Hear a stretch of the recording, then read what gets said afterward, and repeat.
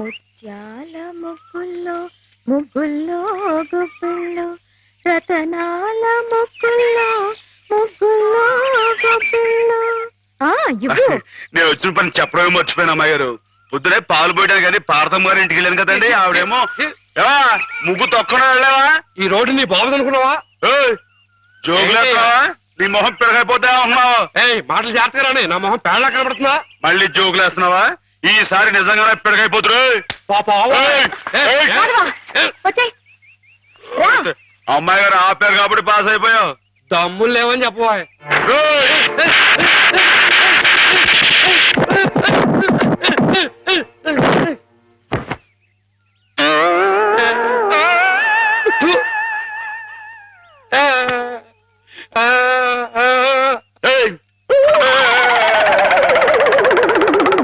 వాడంతా మన ముందు కుచ్చి కుయ్యాగాడు. ఇందాక పార్వతం గారిని చెప్తున్నాను కదండి, పెళ్లికి ఆవిడ చెల్లు కొడుకున్నాడంటండి. మన లలితం గారికి జోడిగా పాస్ అయిపోతాడేమో అనుకున్నానండి. కానీ బాగాలేడా? బాగాలేకపోవడం ఏంటండి, డబ్బా పనిలో ఉన్నాడండి. మరి కాకపోతే చదివింది ఉత్త బియ్యం అంటండి. పెళ్లి కొడుకుగా పాస్ కావు పో అన్నానండి. ఆయన ఇచ్చి బిఏ అంటున్నావే, పిల్ల ఏం చదివింది, ఏం డిగ్రీ ఉంది అని ఆయన అడిగితే ఏం చెప్తావు? అయ్య బాబోయ్, మీకు డిగ్రీలు ఎందుకండి? ఇప్పుడు Saraswati BA, Lakshmi BSc, Parvati BCom అని దేవుళ్ళు డిగ్రీలు ఉంటాయండి. మీరే విద్యుత్ తల్లి, మీకు డిగ్రీ లేకపోయినా పాస్ అయిపోతారండి. అక్క, ఎక్కడి నుంచి ఎక్కడికో లింకులు పెట్టేయడంలో మొనగాడు మాధవ. అతనితో మాట్లాడి నువ్వు గెలవలేవు గాని నువ్వు ఊరుకో. ఏం మాధవ, ఈ బడాయి మా పిల్లలు కూడా నేర్పుతున్నావా ఏమయ్యా? ఏంటండి మొత్తానికి మన ముగ్గే పెద్దదిగా ఉండాలని పట్టుదలతో వేస్తున్నట్లు? ఊరికేంటండి, ఈ సంక్రాంతి పండక్కి మొత్తం మన తూగో జిల్లాలో ఎవరింటి ముందు ఇది పెద్ద ముగ్గు కనపడకూడదు అంతేనండి. ఎలా ఉందండి? బానే ఉందిలే. మీకు అంతగా పాస్ అయినట్లేదు. పాస్ అయిందిలేవయ్యా. పాస్ అయితే ముగ్గు మీద ఓ పద్యాన్ని వదులుకోండి. ముగ్గు మీద పద్యమా? ముగ్గు, నిగ్గు, ఎగ్గు, సిగ్గు ఈ మాటలు ఉపయోగించి రామాయణం మీద ఓ పద్యాన్ని పాస్ చేయించుకోండి. ఇప్పుడేమిటయ్యా? చెప్పండి నాన్న, చెప్పండి. ఏమన్నావు? ముగ్గు, నిగ్గు, ఉండండి, సిగ్గు, ఎగ్గు. ఎగ్గు సిగ్గు. ఎగ్గు సిగ్గు. కలికి సీతమ్మ కంటిలో కలల ముగ్గు, కలికి సీతమ్మ కంటిలో కలల ముగ్గు, అయ్య రామయ్య మేనిలో అలల నిగ్గు,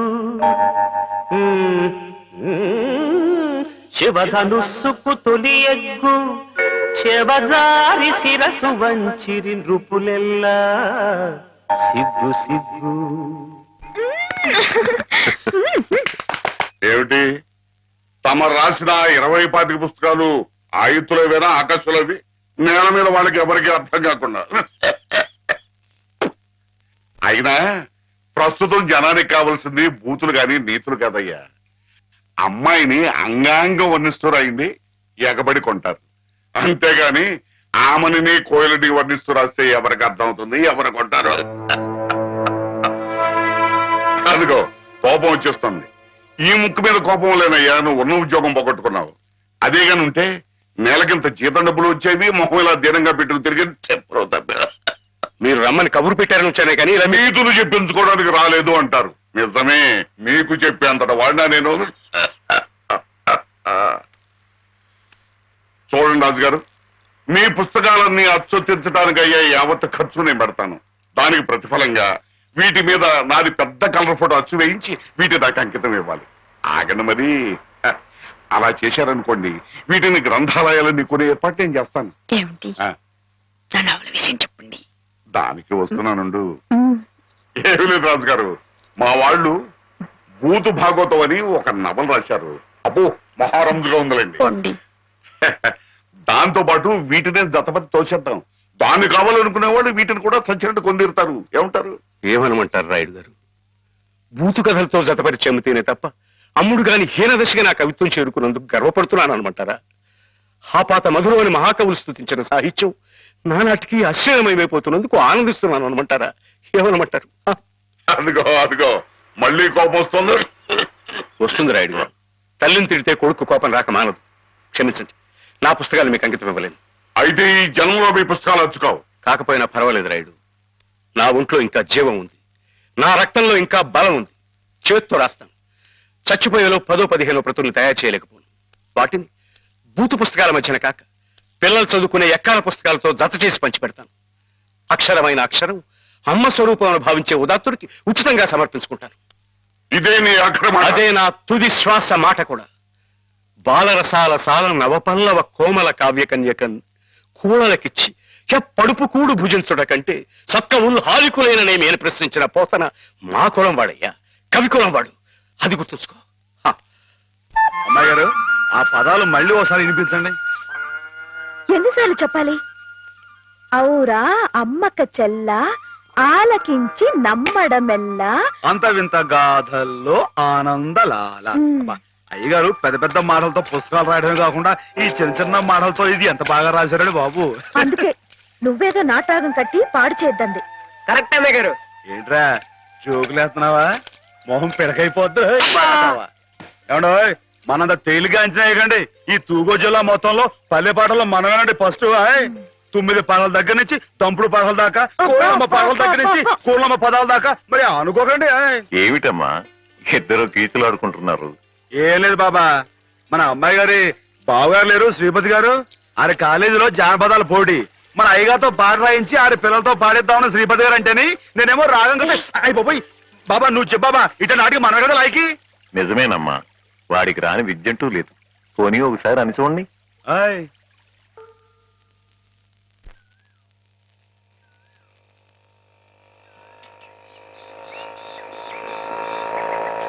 పిల్లలు వచ్చేసాను రా.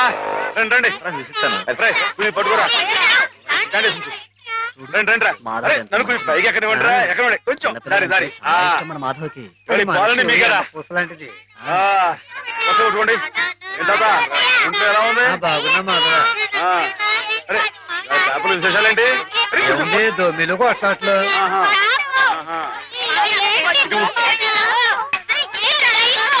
అరే ఉండండి రా, అందరికి పోస్తారు కదా. ఇది పట్టుకో, ఇటు చెప్తాను. మాధవా, ఎమ్మెల్యే రాయుడు గారి సంగతే నువ్వే కాదు చూడాలా. అందరికి అదేటే కదా. నేను అప్పుడే చెప్పానా ఈ ఎమ్మెల్యేలు ఇలాగే జోకులేస్తారని. అప్పుడు ఓట్ల కోసం హారతులు ఇచ్చాడు, పని అయిపోగానే మీ మొహాలు పిడగలు చేశాడు. ఎండిపోయి పొయ్యిలో పెట్టుకోడు, ఉపయోగపడతాయి. బాబు మాధవా, ఇలా రా బాబు. ఏంటి? స్కూల్ కట్టిస్తానని మా అందరి దగ్గర డబ్బులు వసూలు చేశాడు. 6 ఏళ్లుగా అరుంధతి నక్షత్రం వంక చూస్తున్నావే గాని ఇంతవరకు స్కూల్ కి పునాది రాయపడలేదు. పిల్లలు నానా ఇబ్బందులు పడుతున్నారు మాధవ. ప్రతిరోజు 4 మైళ్ళు నడిచి వెళ్లి రావాలంటే చాలా కష్టం కదా. ఆలోచించు. నువ్వే ఎలాగైనా రాయుడు గారితో మాట్లాడాలి. అవును మాధవ, మాలో నువ్వే ధైర్యవంతుడి. తాడో పేడో నువ్వే తేల్చేయాలి.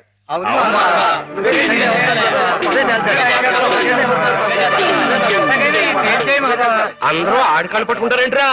ఆడేదో పరమేశ్వరుడేనట్టు ఆడుంటే పకటేసుకాడే. ఆడిదేయట్లేదు, ఆడెప్పుడు మన మీద ఉండేవాడే. మందంటే నిజం చెప్పించే అమృతం ఎర్రి మానవులారా. అది సరిగా నువ్వురే మాస్టర్ గారు 2 అమ్మాయికి నీకు ఉన్న అదేంట్రది? వారి కులం ఏంటి, నీ కులం ఏంటి? ఈ ఊరు పెద్ద మనిషిగా అడుగుతున్నాను, నిజం చెప్పరా. తాగుపోతారు అమ్మాయి గారు ఎంత మాట మాట్లాడారు. నిన్ను చెట్లు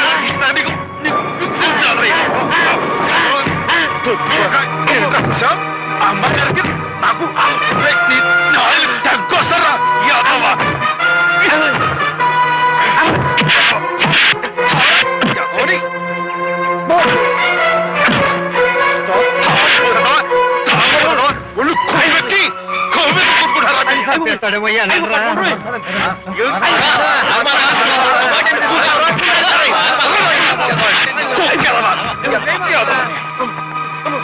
తాగుపోతాడు తప్పు కదరా. అమ్మాయి గారు చాలా మాట్లాడతాడు. మీరేంటి అడిగారు? ఎమ్మెల్యేతో మాట్లాడమనేగా, నేను చూసుకుంటారే. వెళ్ళిపోండి. వాడు మామూలు మనిషి కాదండి. పూర్వజన్మలో రావణాసురుడో కీచకుడో అయ్యుంటాడండి బాబు. ఒరేయ్, వాడు రావణాసురుడైతే నేను రాముడై వాడి మదమని చేస్తాను. వాడు కీచకుడైతే నేను భీముడై వాడి పెగులు తీసేస్తాను. వారు ఎంత తెలివిగా వాడిని పడగొట్టేశారో కదు పానకాలు. ఆ మాత్రం తెలివితేటలు లేకపోతే నేను తలకాయలు మార్చి ఎమ్మెల్యేని ఎలా అయ్యి ఉండేవాడిని. పిచ్చిబండ.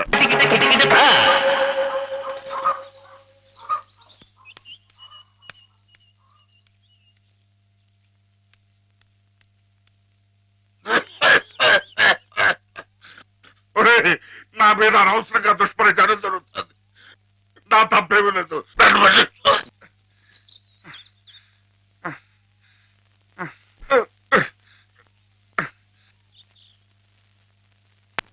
ఆ మాధవ్ గారిని ఊరికినే వదలటానికి వీలేదు. అబ్బా ఏమిటా నువ్వు ఓ పంచి మంచి పోట్లకితుంది. దాని ముక్కుల నిండా గుడ్డుగారం బాగా దట్టించి ఆ మాధవ్ గారి గొడ్ల మీద కొద్ది. దాంతో వాడు గొడ్లు చావాలి, ఆ గొడ్డుగాడు చావాలి. అది ఆ పంచి అలాగేనండి, అలాగే.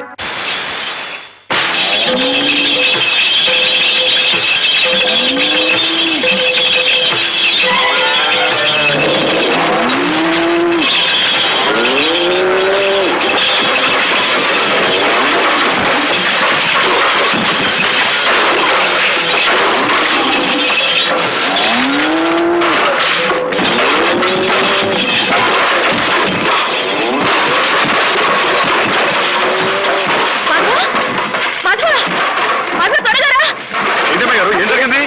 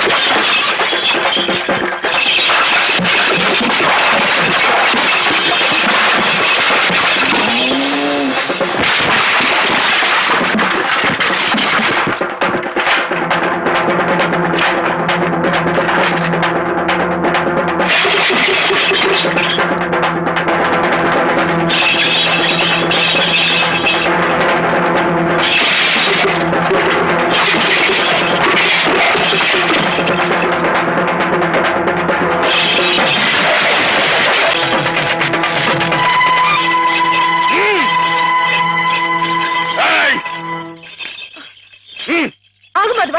ఆగు. ఎక్కడికి? ఎక్కడికేంటండి? నా ప్రాణాలా చూసుకునే ఆవుల్ని చంపేయాలని చూస్తానే రాయరు, వాడి ప్రాణాలు తీస్తానండి. ఆ భయంతోనే అడిగాను మాధవ. ప్రతి విషయానికి ఊళ్ళో వాళ్ళందరూ నిన్నే ఉబ్బేస్తారు. దానివల్ల వస్తున్న అనర్థాలివి. వాళ్ళకి వాళ్ళు బాగానే ఉంటారు. మధ్యన అవస్థపడేది నువ్వు. నా మాట విను మాధవ. జరిగింది మర్చిపో. అన్ని రోజులు మనవి కావు. కానీ ఈ రోజు నాదే అమ్మాయి గారు, తప్పుకోండి.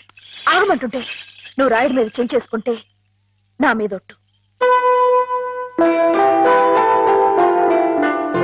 అలాగేలేండి. బావగారు, బావగారు, బావగారు, ఎద్దు ఎద్దు.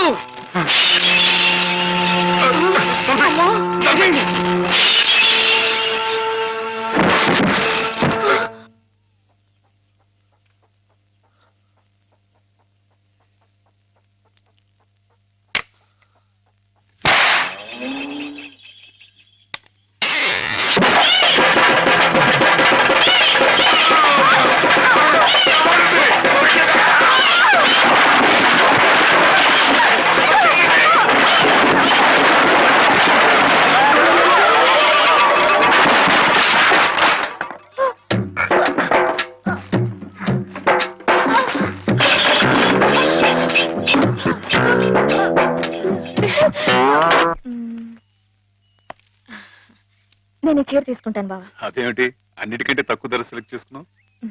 ఇంట్లో ఉండేదాన్నే కదా, నాకు ఇచ్చాలే. హ్యామ్ ఎప్పుడు వస్తుందో ఏమిటో తనకు కూడా వచ్చారు, నువ్వే చూడరాదు. నాకేం తెలుస్తుంది బావా? హేమను కట్టుకోబోయేవాడివి, నువ్వే సెలెక్ట్ చేయి. నా సెలక్షన్ తనకి నచ్చుతుందో లేదో. నచ్చకపోతే ముక్కు పిండి కట్టించు. మీ ఆవిడ చేత ఆ మాత్రం కూడా చేయించలేవా? ఇది బాగుంటుంది. ఏమిటి బావా, ఎప్పుడొచ్చా? ఇప్పుడే. అత్తయ్య పండక్కి చీరలు పంపించిందే, నీకేది కావాలో తీసుకో. మరి నీకు? నేను ఇది తీసుకున్నాను. నాకు ఇది బాగుంది. నేను చెప్పలేదు హేమకి నా టేస్ట్ నచ్చదని. నువ్వే సెలెక్ట్ చేసావు బావా. ఏదోలే, నీకు అది నచ్చింది కదా, అది తీసుకో. అదేం కాదు, నీ సెలక్షన్ ఏదో అమ్మాయి గారు, చెప్పాల్సిందే. ఎవడో? నువ్వే గనక నీ వాళ్ళు నచ్చింది బావా, తీసుకో. నీ సెలక్షన్ నేను చెప్పాల్సిందే. నేను చెప్పను. ఏమండి, గొడవ ఏంటండి? ఏం లేదు మాధవ, హేమకి ఏ చీర అయితే బాగుంటుందో నువ్వు పెద్ద కన్ఫ్యూషన్ తో చర్చ.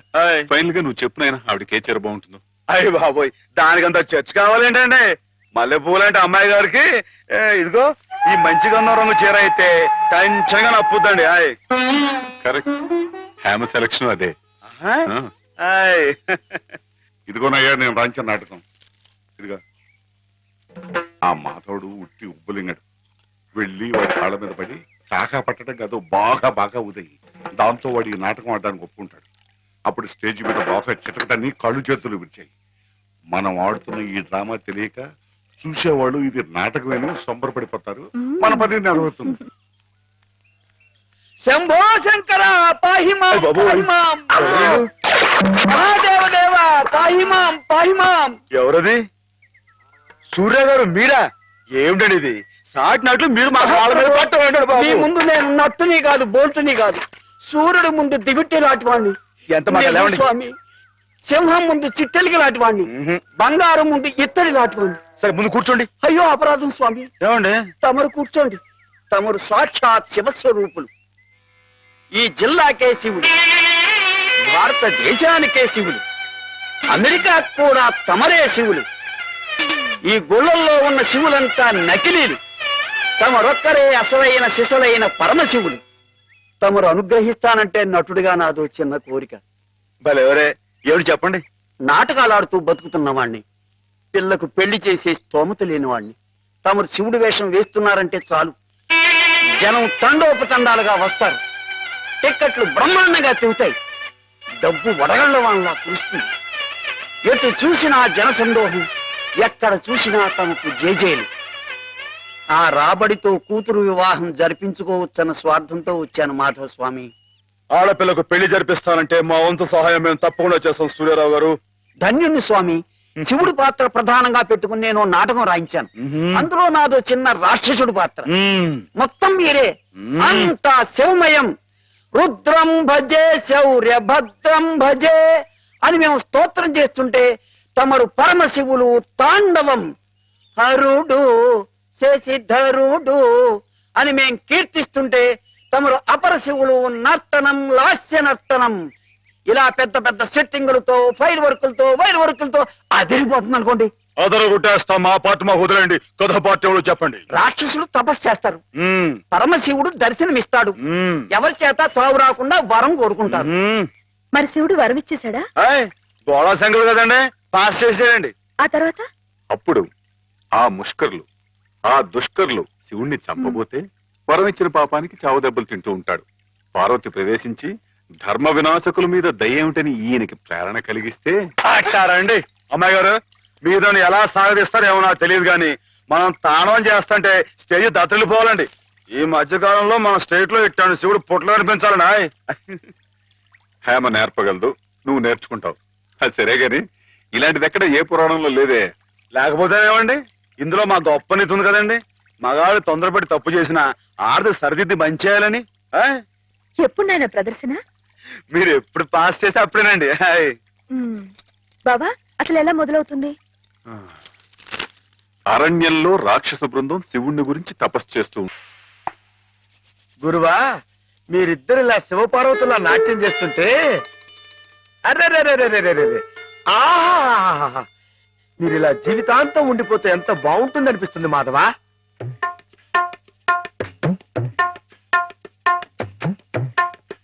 మాధవ,